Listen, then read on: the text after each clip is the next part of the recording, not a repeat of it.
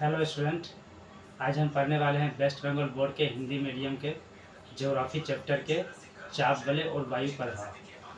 तो चाप बले कैसे होती है, चाप बले यानी वायु की कितनी चाप है, कहाँ निम्न चाप है, कहाँ उच्च चाप है, वायु प्रभाव कैसे होती है, कहाँ पर दाहिनी ओर चलेगी, कहाँ बाईं ओर चलेगी, चक्रवात कैसे आती है, हवाएं किस दिशा में चलती है, हवा का नाम क्या होता है, इस चैप्टर में हम लोग इस सब चीज़ों के बारे में जानकारी लेंगे। चलिए शुरू करते हैं।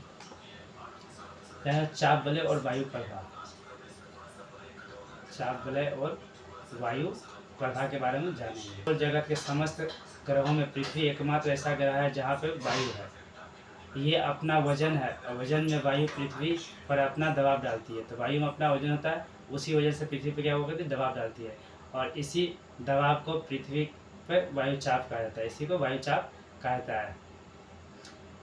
विशेष स्थानों और समयों के वायुचाप वायुदाब में अंतर परिलक्षित होती है। यानी विशेष स्थान और विशेष समय पे हर जगह वायुदाब अलग अलग होती है।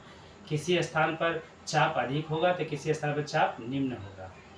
समस्त पृथ्वी के विभिन्न अंचलों में वायुदाब तारतम्य देखा जाता है। यानी समस्त अंचलों में कहीं कहीं पे सेम भी देखा जाता है वायुदाब। पृथ्वी ग्रह के ऊपर यानी पृथ्वी ग्रह के ऊपर लगभग 1000 किलोमीटर की ऊंचाई पे 1000 किलोमीटर की ऊंचाई पर कुछ वलय का निर्माण होता है। इसी वलय को हम लोग पढ़ेंगे। पृथ्वी पे कितने वलय हैं, इसी को वायुदाब या वलय भी कहता है। 1000 किलोमीटर के ऊपर, नॉट 1000 किलोमीटर। अब हम लोग पढ़ेंगे वायुदाब वलय। कितने वायुदाब वलय हैं? सबसे पहले हम लोग पढ़ना भूमध्य रेखीय वायुदाब वलय। भूमध्य रेखीय वायुदाब वलय।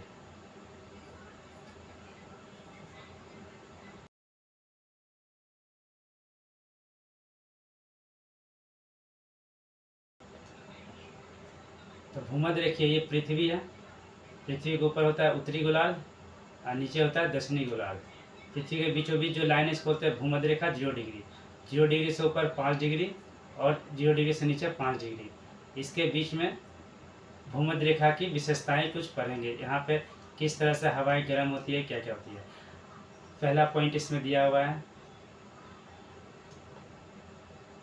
तो यहाँ पे इस वलय की सृष्टि क्यों हुई है? भूमध्य रेखीय अंचलों में सूर्य की किरणें संपूर्ण वर्ष लंबवत पड़ने के कारण यहाँ वायु संवहनीय पद्धति से गर्म होती है। संवहनीय पद्धति से वायु यहाँ पे गर्म होती है।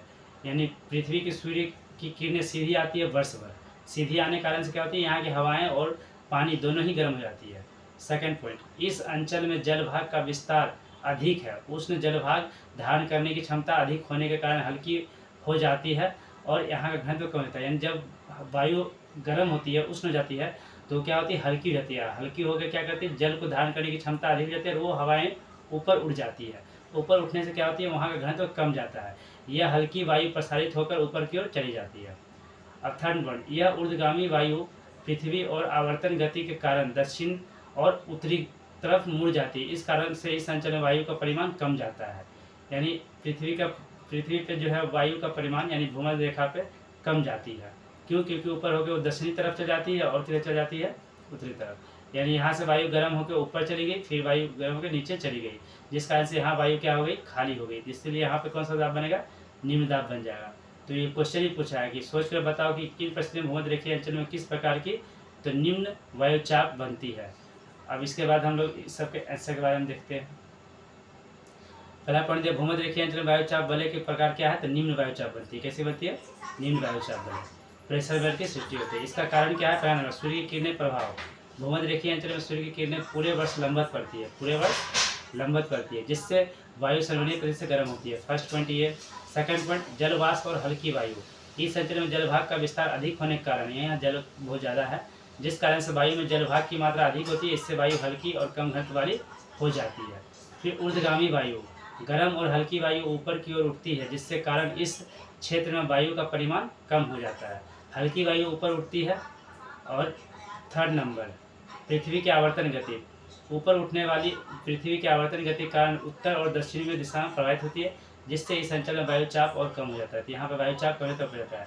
तो ये 1 point, second point, third point और फोर्थ पॉइंट, ये 4 पॉइंट है जिस कारण से यहाँ पे निम्न दाब की सृष्टि होता है। बोला 2 देशों और 2 महासागरों का नाम लिखो, तो कौन कौन सा है? देश 2 ठो, इक्वाडोर और कांगो। इक्वाडोर और कांगो। और महासागर कौन कौन सा है? 2 ठो, प्रशांत महासागर और अटलांटिक महासागर।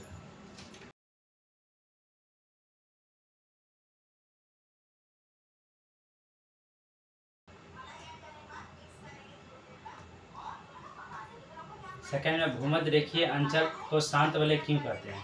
भूमध्य रेखीय अंचल को शांत वलय क्यों कहते हैं? भूमध्य रेखीय अंचल में लगातार उष्ण सूर्य हल्की वायु सीधी ऊपर की ओर उठती है। यानी भूमध्य रेखीय अंचल में क्या होता है, लगातार उष्ण से सूर्य की जो है गर्म करती है, सीधा ऊपर उठती रहती है। इससे यहाँ वायु प्रवाह ऊर्ध्वमुखी हो जाती है। वायु प्रवाह क्या रहती है यहाँ पे? ऊर्ध्वमुखी, यानी वायु हमेशा क्या ऊपर की ओर चलती है यहाँ पे, और लंबवत पर समानांतर वायु प्रवाह होती है। इस कारण यही वायु प्रवाह कोई विशेष प्रभाव नहीं पड़ता है और वायु शांत रूप से गतिशील लगती है। इसलिए इस अंचल का नाम भूमध्य रेखीय शांत वलय है। भूमध्य रेखीय शांत वलय है। प्राचीन काल से ही इस अंचल के ऊपर से गुजरने वाले को मार्ग में कोई व्यवधान पड़ता था। मार्ग में बहुत व्यवधान होती थी क्योंकि वहाँ पर हवाएं नहीं चल रही हैं, जिस कारण से जहाज आगे नहीं बढ़ पाती है और वो गतिशील नहीं बढ़ती थी, जहाजें रुक जाया करती थी। तो नाविक ने इस अंचल का नाम डोल्ड्रम्स, जिसका अर्थ होता है शांत वलय। इसका अर्थ क्या होता है? शांत वलय। यानी इस जगह पे भूमध्य रेखा के वायु सभी क्या होती है? ऊपर की ओर जाती है वायु। यानी जैसे मान लो ये लैंड है, तो लैंड के समानांतर वायु यहाँ नहीं बहती है। अगर लैंड के समानांतर यहाँ वायु बहती तो नाव में पहले के नाव कैसे होते थे? पाल वाले नाव होते थे, जिसमें हवाएं यहाँ पे लगती थी और जिससे नाव आगे बढ़ती थी। तो जब यहाँ पे हवाएं समानांतर बह ही नहीं रही है, हवाएं ऐसे बह रही ऊपर की ओर, हवाएं ऊपर की ओर बह रही है, तो नाव को कोई प्रेशर नहीं मिल रहा है हवा के द्वारा जो नाव आगे बढ़ सके। इसलिए यहाँ की नाव जो है एकदम स्थिर रहती है, जल्दी आगे बढ़ती नहीं है। इसी कारण से यहाँ पे नाव को आगे बढ़ने में व्यवधान होती थी, जिस कारण से इस जगह का नाम नाविकों ने क्या रखा? शांत वलय। यहाँ शांत वलय है, यहाँ नाव स्पीड में जाती ही नहीं है। इसी कारण से ये भूमध्य रेखीय अंचल के 5 डिग्री ऊपर और 5 डिग्री नीचे की जगह क्या कहते हैं? शांत वलय, यानी भूमध्य रेखीय शांत वलय कहा जाता है। अब आगे बढ़ते हैं कर्क रेखा और मकर रेखा के बारे में। कर्क रेखा और मकर रेखा के बारे में।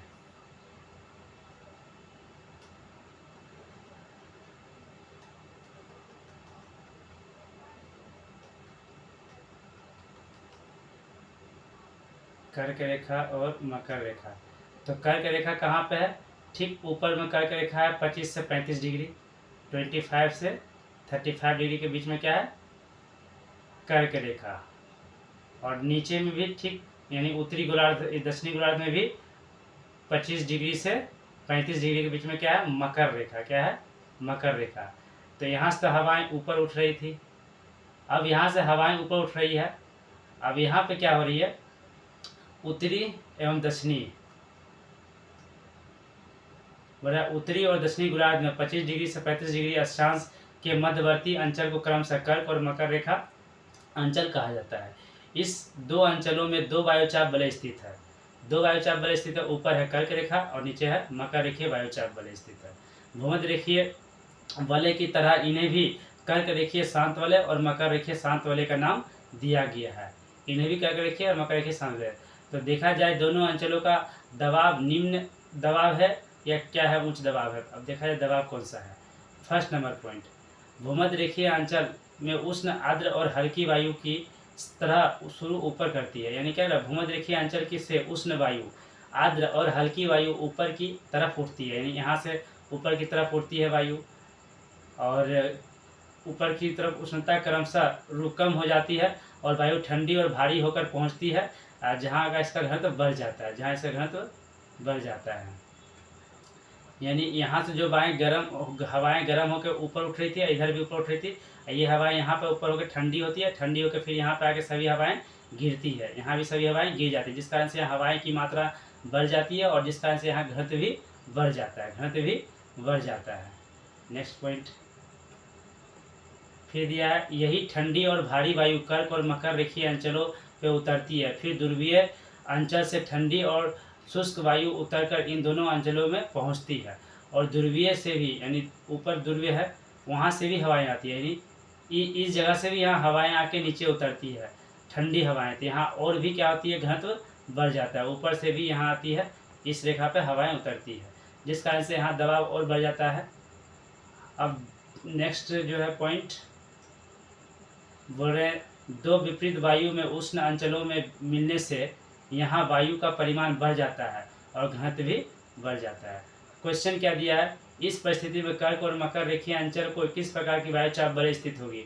तो पता है कैसा वायुचाप वलय होगा, उच्च वायुचाप होगा, क्योंकि यहाँ पे वायु की मात्रा बढ़ गई है। कर्क और मकर वलयों को शांत वलय क्यों कहा जाता है? अब दोनों को शांत वलय क्यों कहते हैं, नेक्स्ट पॉइंट में सारा क्वेश्चन का आंसर हम लोग पढ़ते हैं।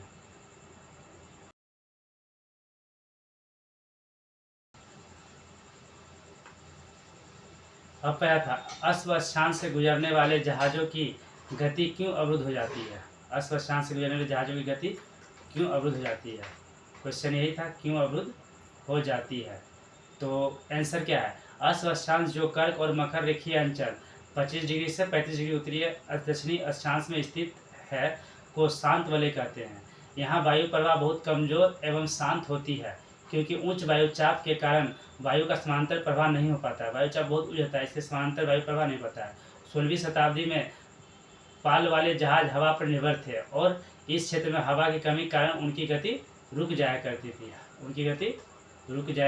करती थी। हवाएं दो तरह से दोलन करती है, पहले बता दिए।